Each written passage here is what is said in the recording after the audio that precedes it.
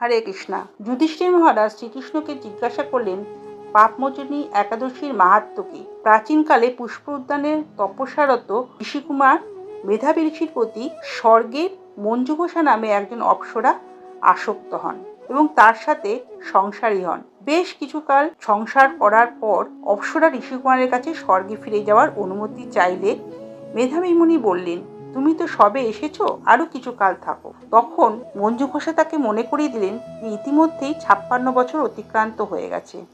তখন মেধাবী ঋষি বুঝতে পারলেন সে এই অপ্সরার সাথে ইন্দ্রভোগে রত থাকায় তিনি খুব অন্যায় করেছেন এবং তার তপস্যার বিঘ্ন ঘটেছে। সেই কারণে তারা দুজনেই একাদশী ব্রত পালন করে তাদের সমস্ত পাপ থেকে মুক্ত হয়েছেন। আমরাও যদি এই পাপমোচনী একাদশী ব্রত পালন করি তবে আমরাও আমাদের কৃত পাপ থেকে মুক্ত হব। কিন্তু আমাদের সংকল্প করতে হবে আমরা জ্ঞানত আর পাপ কাজ করব না।